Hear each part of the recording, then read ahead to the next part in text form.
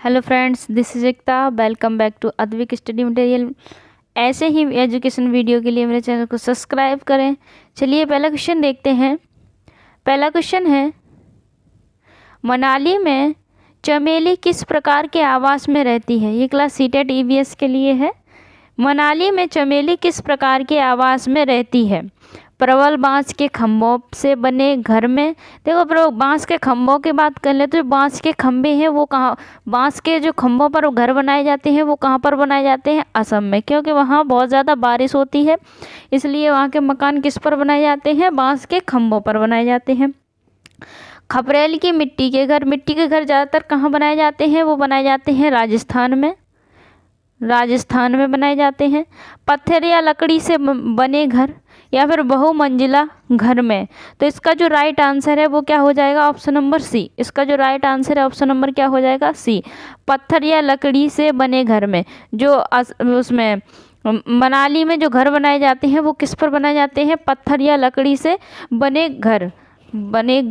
पत्थर या लकड़ी के मकान कहाँ पर बनाए जाते हैं, मनाली में बनाए जाते हैं। यहाँ मनाली में बहुत ज़्यादा, जो मनाली में है, मनाली एक पहाड़ी इलाका है। मनाली जो है वो कैसा इलाका है, पहाड़ी इलाका है।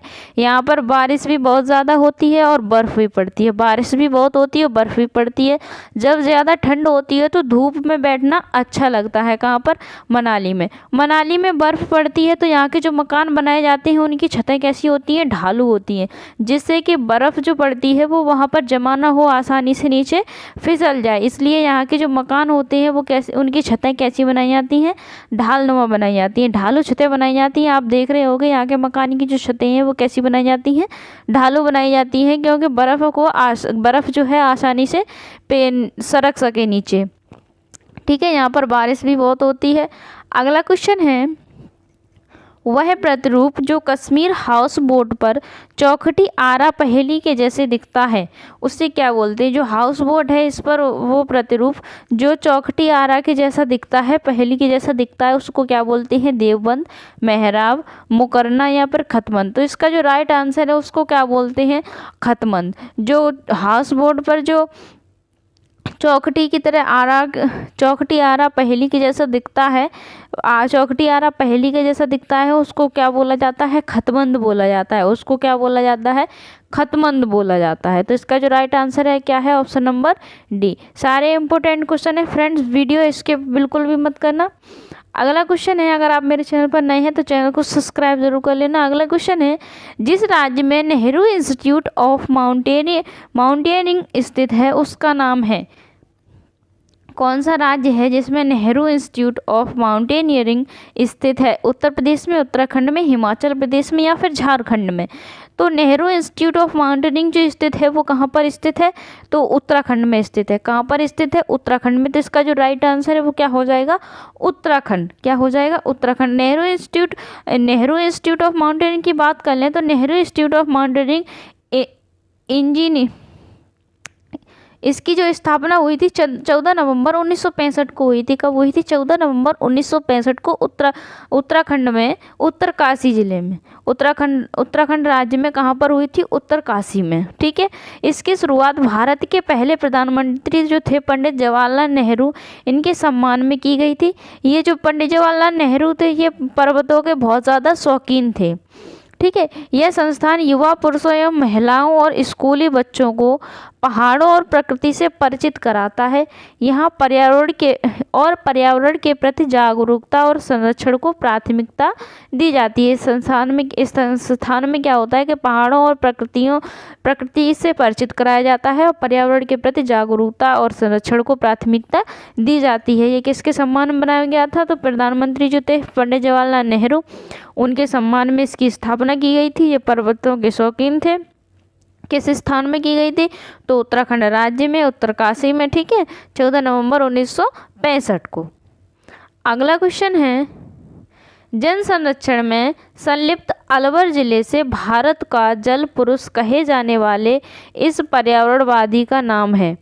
जो अलवर जिले के एक व्यक्ति हैं जो उनको भारत का जल पुरुष कहा जाता है। जल पुरुष किसको कहा जाता है, तो राजेंद्र सिंह को कहा जाता है। जल पुरुष किसको कहा जाता है, वाटरमैन किसको कहा जाता है, तो राजेंद्र सिंह को बोला जाता है। ठीक है, तो इसका जो राइट आंसर हो जाएगा ऑप्शन नंबर क्या हो जाएगा, option number B, Rajendra Singh.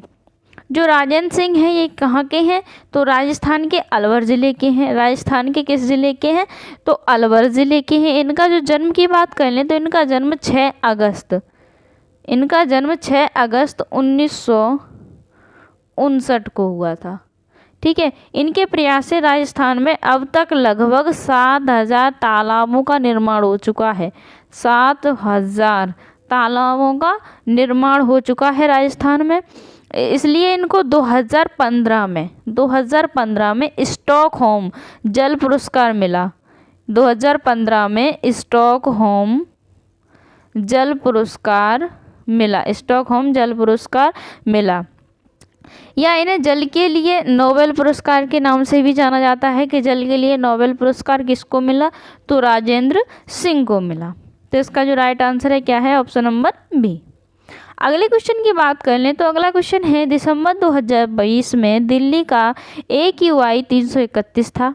दिसंबर 2020 में दिल्ली का जो AQI है वो 331 था। निम्नलिखित में से AQI किसे चिन्हित करता है, जो AQI है वो किसे चिन्हित करता है, तो ये किसे चिन्हित करता है, तो इसका जो आंसर है वो क्या है, एयर क्वालिटी इंडेक्स। किसे चिन्हित करता है, A for air, Q for quality, I for index, I for index, air quality index, वायु गुणवत्ता सूचकांक। ये इसकी AQI की बात कर लें तो AQI के बारे में देख लेते हैं थोड़ा। AQI के द्वारा क्या किया जाता है, तो AQI के द्वारा वायु में, जो वायु में उपस्थित नाइट्रोजन डाइऑक्साइड, ठीक है, नाइट्रोजन डाइऑक्साइड, कार्बन मोनोऑक्साइड और सल्फर डाइऑक्साइड की मात्रा का पता लगाया जाता है। किसके द्वारा, कि वायु में उपस्थित जो मात्रा है नाइट्रोजन डाइऑक्साइड की, कार्बन मोनोऑक्साइड की और सल्फर डाइऑक्साइड की मात्रा कितनी है वायु में, ये विश्व स्वास्थ्य संगठन द्वारा तय किए मापदंड के अनुसार है, ना क्या उससे ज़्यादा है या फिर उससे कम है। तो इसका पता जो लगाया जाता है वो किसके द्वारा लगाया जाता है, AQI के द्वारा। AQI के फुल फॉर्म की बात कर लें तो AQI की फुल फॉर्म है एयर क्वालिटी इंडेक्स। ठीक है, यह वायु गुणवत्ता सूचकांक है AQI। अगला क्वेश्चन है, निम्नलिखित में से कौन सा स्तनधारी परिवार का है, स्तनधारी परिवार का है। स्तनधारी वे जीव होते हैं जिनमें स्तन ग्रंथियां पाई जाती हैं। इनका जो टेम्परेचर होता है वो नियततापी होता है। इनके शरीर पर बाल पाए जाते हैं। इनके कान जो होते हैं वो बाहर की तरफ उभरे हुए होते हैं। ठीक है, इनके जो कान होते हैं बाहर की तरफ उभरे हुए थे, ये कशेरुकी होते हैं। ठीक है, ये बच्चे देते हैं, अंडे नहीं देते हैं, अपने बच्चों को दूध पिलाते हैं। तो ये सब क्या होते हैं, ये स्तनधारी होते हैं, मैमल्स होते हैं। तो इनमें से कौन सा स्तनधारी परिवार का है, व्हेल की बात कर लें तो व्हेल क्या है, एक स्तनधारी जीव है। व्हेल क्या है, एक मछली है, वो क्या है, स्तनधारी है। तो इसका जो राइट आंसर है वो क्या हो जाएगा, ऑप्शन नंबर ए। मेंढक की बात कर लें तो मेंढक अंडे देता है। कबूतर की बात कर लें, कबूतर अंडे देता है। छिपकली की बात कर लें तो छिपकली अंडे देती है। तो ये सभी क्या है, ये स्तनधारी नहीं है। स्तनधारी वे जीव होते हैं जिनके शरीर पर बाल पाए जाते हैं। स्तनधारी जीवों में स्थान लिखा है यहाँ पर, स्तन करना। ठीक है, स्तन ग्रंथियां पाई जाती हैं, ये अपने शिशुओं को दूध पिलाते हैं। ठीक है, स्तनधारी प्राणी कशेरुकी होते हैं। इनके शरीर पर बाल पाए जाते हैं, नियततापी होते हैं। इनके जो शरीर में कान होते हैं वो बाहर की तरफ उभरे हुए होते हैं, जैसे मनुष्य, गाय, ठीक है, शेर, ये सब क्या है, स्तनधारी हैं। चमगादड़ भी एक स्तनधारी है। ठीक है, अगला है, लंगर की प्रथा संकेत करती है। लंगर एक प्रथा होती है, वो किसकी ओर संकेत करती है, मध्याह्न भोजन की, मतलब जो दोपहर में भोजन होता है, या फिर मुफ्त समुदाय रसोई, या फिर एकत्र दान, या फिर पवित्र भोजन। तो जो लंगर की प्रथा संकेत करती है वो किसकी तरफ करती है, तो इसका जो राइट आंसर है वो क्या है, ऑप्शन नंबर बी, मुफ्त समुदाय रसोई। मुफ्त समुदाय रसोई, इसका मतलब क्या होता है कि यहाँ पर इसकी जो प्रथा चलती थी तो ये शाकाहारी रसोई होती थी। ये कैसी रसोई होती थी, शाकाहारी, ये शाकाहारी रसोई होती थी। जिसमें बिना किसी जाति वर्ग धर्म बिना किसी भेदभाव के प्रत्येक व्यक्ति को भोजन कराया जाता था। उससे किसी भी प्रकार का भेदभाव नहीं किया जाता कि ये गरीब है या अमीर है, ये इस जाति का है या फिर इस जाति का है, ये इस धर्म का है या फिर किसी दूसरे धर्म का है। बिना किसी भेदभाव के यहाँ पर हर व्यक्ति को पेट भर भोजन कराया जाता था। तो इसका जो राइट आंसर है वो क्या है? ऑप्शन नंबर बी है। अगला क्वेश्चन है, भौमजल इस तरीके के नीचे कठोर चट्टानों की परतों के बीच भंडारित भौमजल को कहते हैं। भौमजल इस तरीके के नीचे कठोर चट्टानों की परतों के बीच भंडारित भौमजल को कहते हैं। तो जो इसका जो राइट आंसर है वो क्या हो जाएगा? ऑप्शन नंबर बी, जलभर। इसे क्या बोला जाता है? जलभर बोला जाता है। फ्रेंड्स, आपने अब तक मेरे चैनल को सब्सक्राइब नहीं किया है तो सब्सक्राइब कर लें ताकि आपको हर एजुकेशन वीडियो की नोटिफिकेशन आप तक पहुंच सके। अगला क्वेश्चन है, संकटापन हिरणों के किस प्रकार के लिए केवल लोकटक झील एक स्थान है? संकटापन हिरणों के किस प्रकार के लिए केवल लोकटक झील एक स्थान है? चीतल, बारहसिंगा, सांभर या फिर संगाई? तो इसका जो राइट आंसर है वो क्या है? इसका जो राइट आंसर है वो क्या हो जाएगा? ऑप्शन नंबर हो जाएगा आपका डी। ऑप्शन नंबर क्या हो जाएगा आपका? डी, संगाई। संगाई संकटापन हिरणों के लिए केवल लोकटक झील एक ऐसा स्थान है। अगर लोकटक झील के बारे में देखते हैं तो लोकटक जो झील है, कहाँ गया? जो लोकटक झील है भारत की सबसे बड़ी मीठे जल की झील है। भारत की सबसे बड़ी मीठे पानी की झील है। तो उसकी बात करें तो वो कौन सी हो जाएगी? लोकटक झील। कौन सी हो जाएगी? लोकटक झील। यह यहाँ पर जो लोकटक झील में दुनिया का एकमात्र तैरता हुआ राष्ट्रीय उद्यान है। पूछा जाएगा कौन सी झील पर एकमात्र तैरता हुआ राष्ट्रीय उद्यान है, तो आपका आंसर हो जाएगा लोकटक झील पर। आपका आंसर क्या हो जाएगा? लोकटक झील पर कैबुल लामजाओ राष्ट्रीय उद्यान। कौन सा? कैबुल लामजाओ राष्ट्रीय उद्यान। अगला क्वेश्चन है फ्रेंड्स,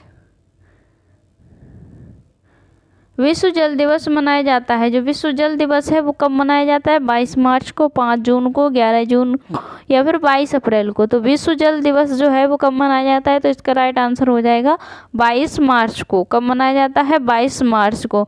विश्व जल दिवस 1993 से हर साल 22 मार्च को मनाया जाता है। कब से मनाया जाता है? 22 मार्च को। इसका जो उद्देश्य है, इस विश्व जल दिवस का जो उद्देश्य है, सतत विकास लक्ष्य को प्राप्त करना है। कब तक? 2030 तक सभी के लिए पानी और स्वच्छता उपलब्ध कराना। कौन सा लक्ष्य प्राप्त करना है? सभी के लिए पानी और स्वच्छता उपलब्ध कराना। कब तक? 2030 तक। 5 जून को विश्व पर्यावरण दिवस मनाया जाता है। विश्व पर्यावरण दिवस कब मनाया जाता है? 5 जून को। 11 जुलाई को विश्व जनसंख्या दिवस मनाया जाता है और 22 अप्रैल को पृथ्वी दिवस मनाया जाता है। तो फ्रेंड्स, आपको वीडियो कैसी लगी आप कमेंट्स बॉक्स में ज़रूर बताना और मेरे चैनल को लाइक शेयर एंड सब्सक्राइब ज़रूर करना और अपना स्कोर कमेंट बॉक्स में बताना कि आपका 10 में से कितना स्कोर आया। तो thank you for watching friends.